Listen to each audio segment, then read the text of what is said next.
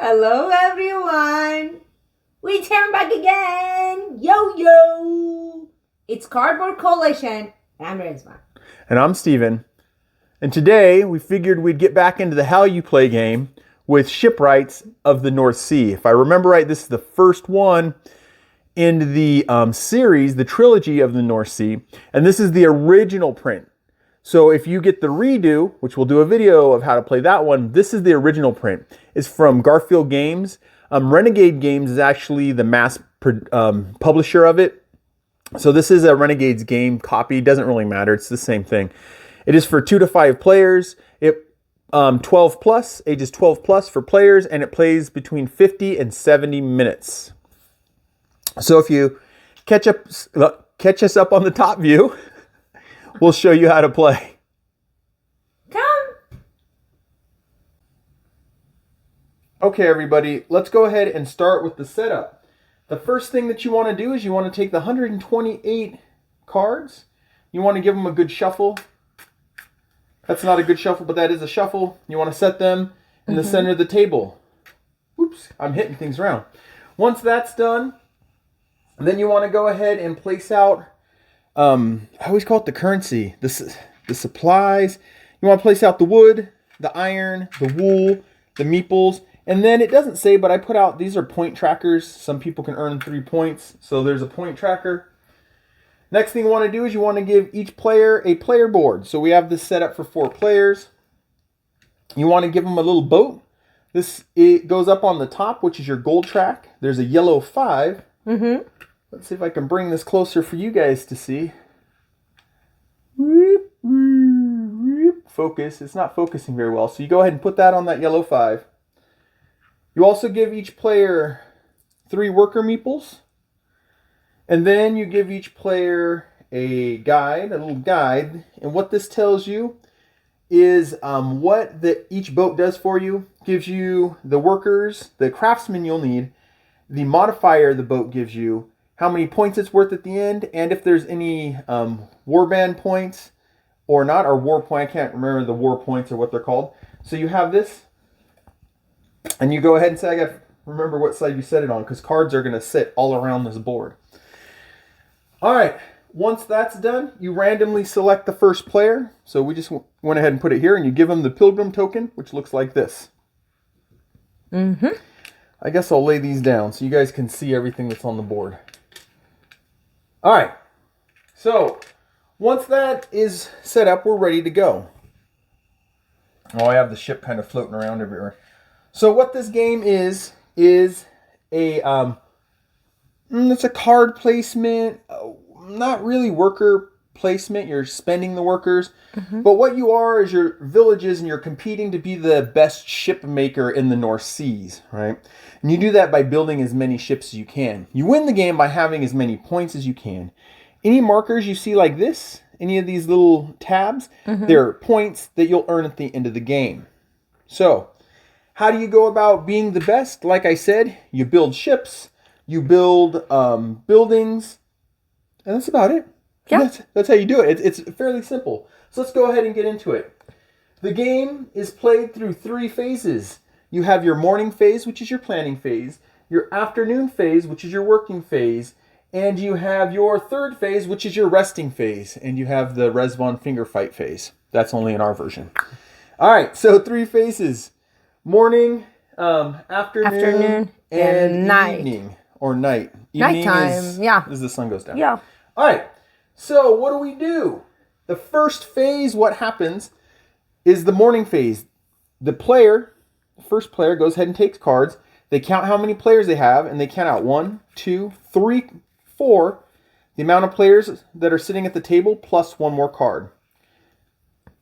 Then what they do, this is drafting. The morning phase is a drafting phase. They go ahead and flip them over. They look through the cards. They pick one, and they pass them around to each player. Now, before we finish through this phase, what I would like to do is talk to you guys about the different cards. And I have some set over here so we can talk about it. Right? You have different kind of cards. You have your tool card, which has this yellow background. There's different types. And this will tell you kind of briefly what it does, just in a view. But then it has text down here. It has the cost to play that card. Let's see if I get a little closer. Some are gold in workers. Some are just gold. There might be just workers. I don't remember. The other card that you'll have in your stack is your Craftsman. Your Craftsmen have the symbol up here to show that they're a Craftsman card. They have the red background. And then right here, they'll tell you the ships that they can work on. And then this is the name of the card, right? It's the sailmaker. Next, you have the townsfolk. Right here, we have a thief. This basically tells you what the card does, but once again, you have text down here. And in the book, it'll give you a rundown of each of these cards and how they work. This one is steal one good from any opponent's mill. So that's what that townsfolk does. I don't remember, there's probably 8, 9 townsfolk. Now here's the ships. This is where we really start getting into what this game is, right? Your shipwrights, you're building ships. This gives you the name of the ship. This gives you the victory points at the end. This gives the military might of the ship. I called it something else right here. It's the military might of the ship. This is your modifier during your rest phase. This is how much the ship costs. How much gold, how many workers, how much wood, how much wool, and how much iron. And then what craftsmen you need. Right, so this one needs 3 craftsmen. Yeah. Now the other here they say 2. Yes, this is a glimpse of. This gives you lets you know what each ship does. The only reason I can think they do that is so you can try to set up your board in case you get that ship. But all right, the last building that you have, or the last card that you have is your building card. Yeah. You have a name. You have the type of building it is right here. This has to do with scoring. You have the cost down here, 8 gold, 1 person. And then it tells you 2 victory points for each non-military ship in your fleet. So non-military are the ones that have military might, military are the ones with military might. Non-military are the ones with this marker. So it tells you that. So these are the different cards that you will run into in the deck of cards. Your tool cards that help you build, your workers that help you build, your townfolk that help you do things, your ships that you want to build, and your buildings that give you in-game score and help you that way. All right. So back to it. Let's go to the drafting. I have a question. I know you say that a lot, but did you say gold is this? I haven't explained the board yet. I was going to explain the board after we talked about the drafting. Because you say pay gold. I wanted to say gold is here. If we don't have a gold in here. Yeah? That's where gold is. Do you want me to explain the board? All right, I'll stop the flow that I have. Let's explain the board. Resval wants to explain the board. Yeah. Across the top, you have your gold. Your worker starts at 5. It can go up and down. You can't go above 12 gold, and you obviously can't go below 0 gold, right? You have 2 slots where you can put ships. You can only have 2 ships. You have your mill that can hold your wood, your iron, and your wool will all go in your mill. You have a limit of 8, so by the end of your turn, you can only have 8. Then you have the village, which holds your workers, and this is also not a minimum, a maximum. This is also a maximum of 8. This can be modified by your ship cards, as we were talking about. All right. So now let's jump back to the morning phase so we could talk about drafting. So the first player has grabbed their 4 cards. Well, 4 plus 1. 4 players plus 1. Right? They pick a card. They choose one. They pass it to the next person. They pick a card. They set it down, and they pass it to the next person who picks a card. The last person in the group. What is this one? It's needed this one. It's told me. I wanted this one. Awesome. The last person in the group is going to get 2 cards. Why? Because this is how it works. They're the last person in the group, and they get to choose because they're getting the last card. They get to choose which one they want. So they look at the 2 cards, and we're going to choose this one because Resval wants this one. They're going to set it down. Yeah. The extra card they are going to go ahead and set off to the side of their mat. They don't get to use this card. This card is going to get tossed at the next evening phase. So, or work phase really is when you get rid of your cards. So then the first player goes ahead and grabs They're 1, 2, 3, 4, plus 1, so 5. They flip it over. They look through them. They're going to grab a card, set it down in front of them. They're going to pass it to their left. Grab a card, set it down, all the way around. This person gets to choose 2.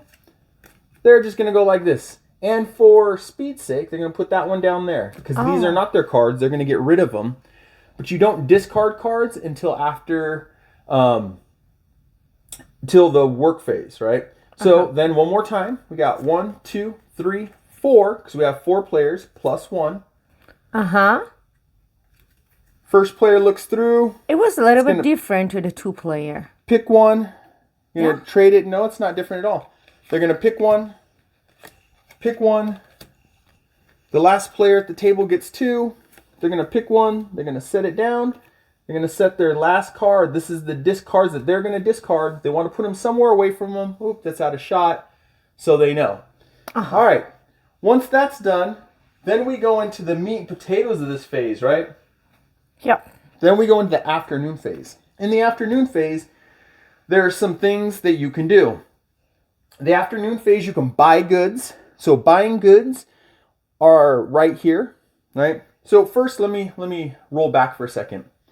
You could do any of these actions that are involved in the afternoon phase as many times as you possibly can. There's no restriction. You just have to be able to pay or do each of these things. So you can do as many times as you want. But the first one is buying goods. This is your market. The market will shift with the different top cards that are at the top of the draw pile, right? So the market always costs, to buy from this market always costs 2 gold and 2 workers. So anything that you're going to buy from this market costs 2 gold and 2 workers, right? So I'm going to use our handy dandy setup that we have right here. I knew there needed to be space here. This set up a little awkward, but bear with us. So first thing you can do is you can buy goods. The next thing you could do is you can buy a tool. So to buy a tool, you pay the price. You go ahead and set that tool to the left of your board. You pay your price. In this case, it would be 1 gold, right? So you would go down. 4. Is it 4? I'm sorry, it's 4 gold. So you go down 4. It's darker in here than it looks in the video. So 4 gold. All right. That's the second thing you could do. You can buy tools. The next thing you can do is you can hire craftsmen. So these are your craftsmen. To hire craftsmen, it costs you nothing. You just take that card and you set it along the bottom. You can hold 4 craftsmen, right? So you can hold up to 4 craftsmen. So here's the bottom. You put down the craftsman. You can have double of the same craftsman, but no, you could never move your craftsman unless you get, I believe it's the assassin, or there's another one. It's like I can't remember what he does. He steals a card from someone and gives it to someone else. You have to use townsfolk to get rid of cards from down here. All right. The next thing that you can do, let's go ahead and move him up a little bit, is you have townsfolk. Townsfolk cards you play for their ability. As we talked about this one, he could steal 1 good from an opponent's mill. So you can steal something from one of the opponent's mills. All right. The next thing you can do is you can begin construction on, let's take these cards for a second and set them here. You can begin construction on a ship. That involves either putting it in the A spot or the B spot. Now, if there are already 2 ships here, you cannot put a ship down, right? You have to use a barbarian townsfolk. There's a barbarian townsfolk that will get rid of someone's ship on, you can get rid of a ship on your board or on someone else's board. All right. Then, that's putting the ship, getting it ready for construction. I can't remember the term. Begin construction is setting it here. Now, to construct a ship, what you need to do is you need to pay the gold, the workers, the wood, the wool, and the iron. And it might take a lot of days for you to build up that much stuff to build a ship. You also have to use these craftsmen. So there's 3 craftsmen. And to use the Craftsman, you take them from the bottom or from your hand, you might be holding them, and you discard them. Once you do all that, the ship is built. It goes along the top of the board.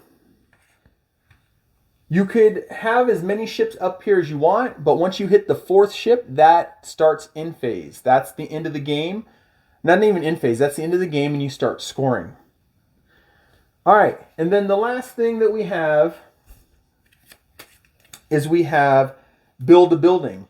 When you build a building, what you want to do is you want to pay your gold and your workers, and that building goes over here.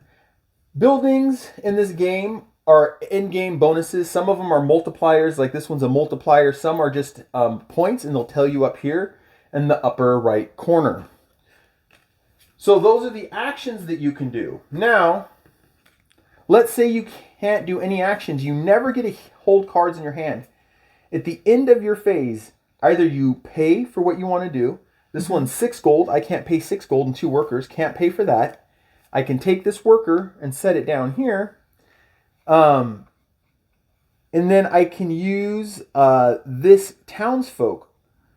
But the problem is, Resmon shouldn't be doing that yet. I'm the first player. I have to play all my cards first. So I have no one that I can steal. This one allows you to steal a craftsperson because it's an assassin. This removes a craftsperson from someone else's board. I could do my own, but no one else has it out there. So there's no use for that, and I can't build the ship. So what that means is I take these, and I put them in the discard pile. There's nothing else I can do. Okay, I'm put my ship here. She's going to begin construction. That's a townfolk. So this guy is force one opponent to lose 1 gold per good in their mill. So here's one that Resvon can't use because no one has any goods in their mill yet. So she can't use it. And then this is the Barbarian, which says remove 1 unbuilt ship from any player's board. So that could be from your board, which you don't want to, or someone else's board. I didn't put up a ship. She has no one she can use it on. Those cards get discarded. We have the next one. I guess we'll just play through a hand here to show how the game plays. Okay. We have a Craftsman. So what do you do with Craftsman? Craftsman. I'm push it a little bit down. You can move it a little.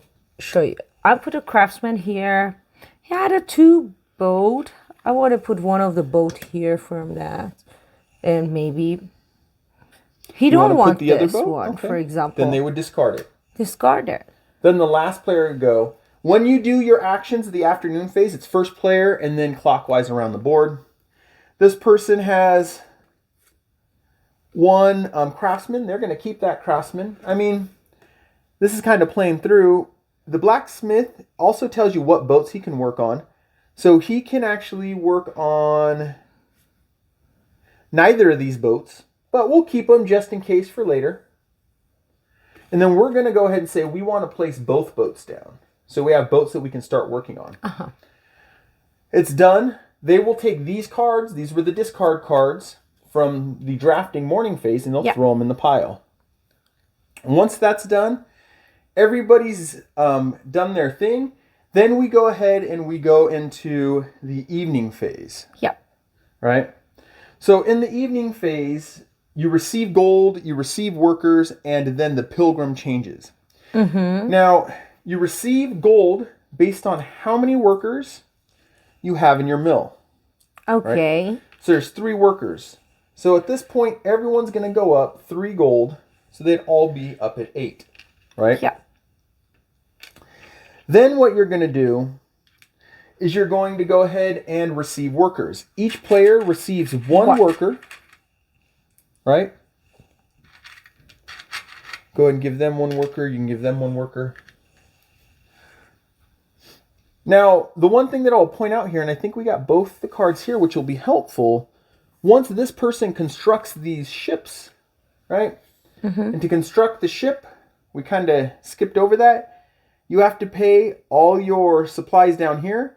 You have to, we talked about this. You have to pay your worker down here, and the ship can go up here. Once these ships are up here, there are modifiers. Now, these modifiers, right, modify workers, and they modify supply and gold. So this is actually a good pick. We didn't plan this one out.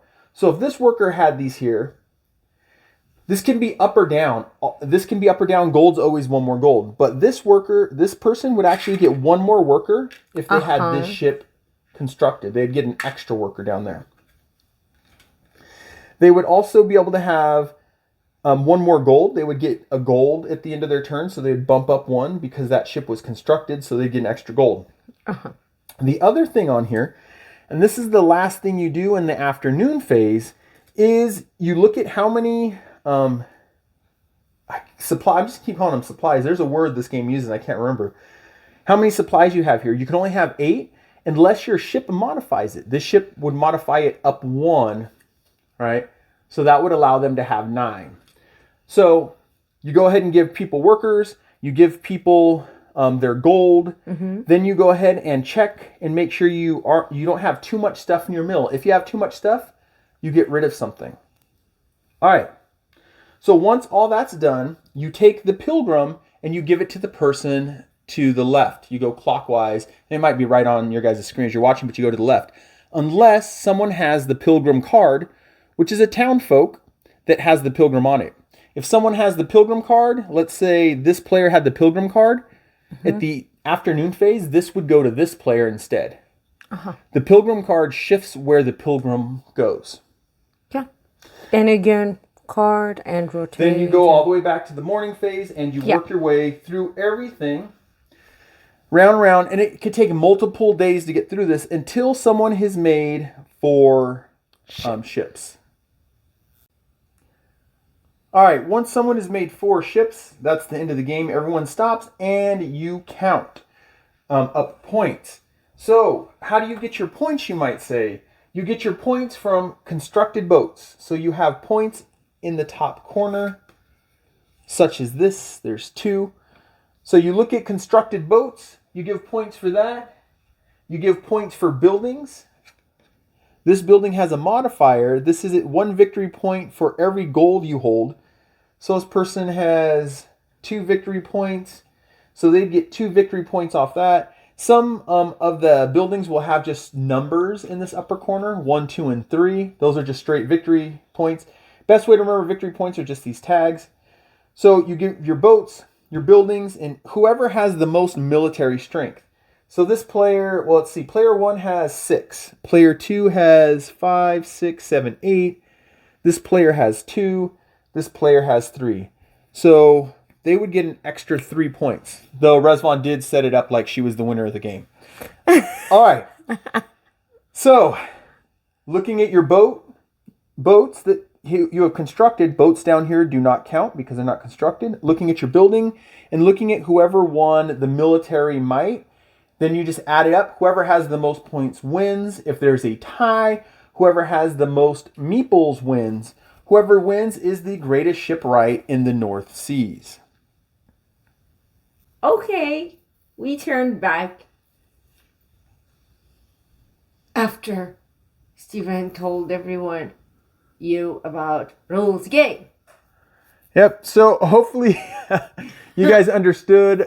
We got everything correct. Everyone always makes little mess ups here and there, but I'm pretty sure we got it right. So that is how you play Shipwrights of the North Sea by Garphill Game. Mass produced, I guess, or Renegade Games kind of helps put it out.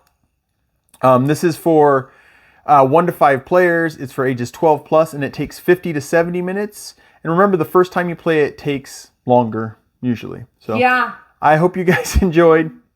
And if you have a question, don't worry, ask in a comment.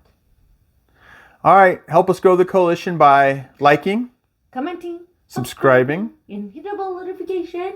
We will going back soon. Catch you guys in the next one. Bye. Okay, everyone. I'm back here for show you about the game. Move. What's the name? Shipwrights. Shipwrights. Of the North Sea. Yo. Oh, I need the bottom of the box because this doesn't say. Oh. Sally sells seashells by the seashore. Sally sells seashells by the seashore. Sally sells seashells by the seashore. Sally sells seashell by the seashore. Sally sells seashores by the Sally Sally sells sells seashells seashells by by the seashore. Sally sells Mele. Sally sells by seashell for No, the you didn't. seashore. Sally sells. Oh no, I did it really bad. Sally sells seashells by the seashore. Sally sells a seashell by the seashore. Sally Sally sells seashells seashells by the by the seashore. seashore. Sally sells by seashell. Sally Sally sells sells seashells seashells. Oh, Sally sells seashells. Sally sells seashells by the seashells. shore. Sure. Sally sells shellfish sea by gotta- the seashell. Yeah, think about it. So you know what to sell something means, right? Sally sell. Sally sells Oh, seashells. Sally sells. You know, like clams and stuff. The shells. Seashells. By the. Seashell. You did By it again. Seashore, where the water comes up to Sally the sells seashells. seashells By the seashore. by the seashore. Sally sells. Sally sells seashell by the seashore. Sally sells seashell by the seashore. Sally sells seashell by the seashore. Sally sells seashells by the seashore. Sally sells seashells by the seashore. Shore. Shore. For 3 days, we had a raining sky. And everywhere is a cold. And he said, no, everywhere the temperature is nice. Thank you. He think it's a nice. Ooh. Sally sells seashells by the seashore. Sally sells seashells by the seashore.